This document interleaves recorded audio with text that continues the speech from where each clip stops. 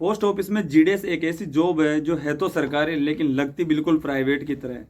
दोस्तों आज का ये वीडियो आप लोगों के लिए बहुत ही ज़्यादा मोस्ट होगा और बहुत ही ज़्यादा इंपॉर्टेंट होगा। अभी जीडीएस में ज्वाइन करता है तो फिर आने वाले 3 साल तक आखिर उसको एक ऐसा प्लान तैयार करके रखना चाहिए जिससे कि वो अपना भविष्य को आगे सही तरीके से सेट कर सके। अगर इस तरह का प्लान आप नहीं रख पाएंगे तो मैं दावे के साथ कह सकता हूं कि आने वाले समय में आप लोगों भी ऐसे ही जीडीएस में बने रहेंगे। तो गाइज आज डिटेल वाइज जानेंगे हम स्टेप बाय स्टेप कि आपको जीडीएस ज्वाइन करने के बाद किस प्रकार से काम करना है। जीडीएस ज्वाइन करते हैं दोस्तों तो मेरा मानना ये है कि आप अगले 2 साल तक जितना हो सके आप डिपार्टमेंट के अलावा अदर काफी कंपटीशन की एग्जाम्स होती है उनकी तैयारी पे ध्यान दीजिएगा। ठीक है, शुरुआत के 2 साल आप बिल्कुल भी डिपार्टमेंट के एग्जाम के बारे में रिगार्डिंग कुछ भी टेंशन ना लीजिएगा, क्योंकि आप लोगों को पता है कि इसके लिए मिनिमम 3 वर्ष की आपकी सर्विस होना चाहिए, यानी कि 3 साल के बाद आप एग्जाम दे सकते हो। तो शुरुआत के आपके पास 2 साल या पूरे 3 साल जब आपके कंप्लीट होते हैं वहां तक, क्योंकि डिपार्टमेंट की एग्जाम की तैयारी करने के लिए 6 महीने या 1 साल आप ले सकते हो। शुरुआत का 1 साल तो आपको अदर कंपटीशन की जितनी भी उसमें तैयारी में लगाना चाहिए।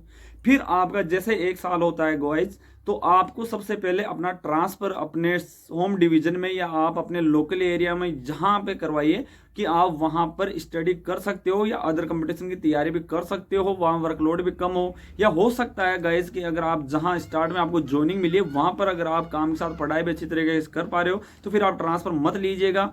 ठीक है, लेकिन अगर आपको यहाँ पर तैयारी करने में दिक्कत आ रही है तो आप पहले देखिएगा और ऐसी जगह ट्रांसफर लीजिएगा अपने होम डिवीजन में। दूसरे साल में आपको यही करना है कि अदर कंपटीशन की जितनी हो सके उतनी कोशिश कीजिएगा। आप ये सोचिएगा कि आप अभी जॉब लगे ही नहीं है, आप एक मतलब एक जो बेरोजगार नहीं है। ठीक है, आप अपना आजीविका खुद चला रहे हो, आप घर वालों पर निर्भर नहीं हो और आपको दूसरे साल भी अदर कंपटीशन की तैयारी करना है।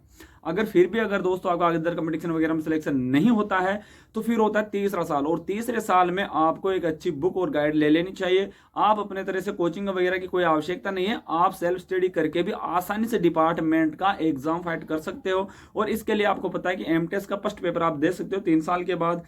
तो जैसे अगर आपकी सर्विस के 3 साल होते हैं उसके 6 महीने 1 साल पहले से आप फिर इसकी तैयारी में लग जाइएगा, क्योंकि जब तक अगर आप जीडीएस से एमटेस वगैरह में नहीं जाएंगे तब तक इस पोस्ट पर रहते हुए आप भविष्य में कभी कुछ भी नहीं कर सकते। दोस्तों मैं बता सकता हूं कि जब तक अगर आप जीडीएस में रहेंगे तो अगर लाइफ में कुछ और करना है आपको तो आप बिल्कुल भी नहीं कर सकते, आप जैसे थे वैसे रह जाएंगे। ऐसे 100 200 500 300 इसमें सैलरी ग्रोथ होती रहेगी और होना इसमें कुछ भी नहीं है। लेकिन अगर आपको एक अच्छी लाइफस्टाइल जीना है तो आपको फिर प्रमोशन लेना होगा और आपको तीसरे साल में डिपार्टमेंट की ही तैयारी करनी है। आपने 2 साल दे दिए अदर कंपटीशन में, अगला तीसरा साल आप डिपार्टमेंट में दीजिएगा। मैं गारंटी के साथ कह सकता हूं गाइस कि अगर ठीक ठाक पद निकल जाते हैं तो आपका वहां पर 100% एमटीएस में सिलेक्शन हो जाएगा। आप ये मत सोचिएगा कि एमटीएस छोटी पोस्ट होती है, एमटीएस पोस्ट मैन से भी काफी अच्छी बेहतर पोस्ट होती है। इसमें काम भी आपको सीखने को मौका मिल जाएगा और आप 3 साल के बाद में इसमें प्रमोशन ले सकते हो। और जैसे आपकी 5 साल की सर्विस होती है एमटीएस और जीडीएस की मिला के, तो आप पोस्टमैन वगैरह ऐसे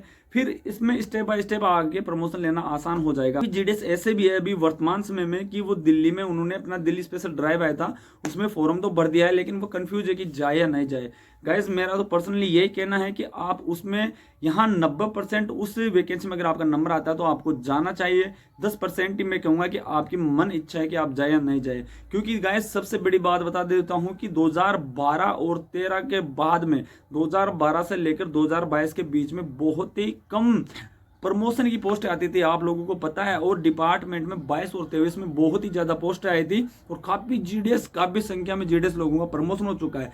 और अगर ऐसा देखा जाए तो कोई भी विश्वास नहीं है कि आने वाले 2-5 साल आप जीडीएस ही रह जाए, क्योंकि हो सकता है कि फिर से अगर एक दो पद के 2012-13 से बहुत ही कम पद आते थे, कभी एक डिवीजन में 1 पद, कभी 2 पद ऐसे आते थे, तो काफी लोगों का प्रमोशन नहीं हो पाता था। ये 22 और 23 भी ऐसा साल था जहां पर काफी ज्यादा संख्या में प्रमोशन हुआ है जीडीएस लोगों का। जीडीएस से आगे जाना चाहते हो तो दिल्ली वाला ऑप्शन बिल्कुल भी मत छोड़िएगा, आपको दिल्ली जाना चाहिएगा। और जल्द इसका रिजल्ट भी डिक्लेयर होने वाला है, जल्द इसका रिजल्ट भी आ जाएगा। आप अगर नए जीडीएस हो तो आप इस चीज को जरूर फॉलो कीजिएगा। अगर आप इस चीज को फॉलो नहीं करेंगे तो आप भी बाकी जीडीएस की तरह जीडीएस ही बने रह जाएंगे। और मेन ये कोई फॉलो करने वाली चीज नहीं है, ये स्वाभाविक है, क्योंकि प्रमोशन के लिए तैयारी करने के लिए 1 साल काफी होता है। आप जब ज्वाइन कर रहे हो तो आपके पास समय, आप 2 साल में अदर कंपटीशन की जितनी हो सके उतनी कोशिश कीजिएगा कि आप अदर कंपटीशन में किसी अच्छी दूसरी पोस्ट पे अच्छी जॉब पर और भी चले जाए, जीडीएस से छोड़ के, वो तो और बेहतर है। अगर फिर 3 साल तक भी अगर आपका नंबर नहीं आता तो 6 महीने या साल भर पहले से फिर आप एमटीएस की तैयारी में लग जाएगा।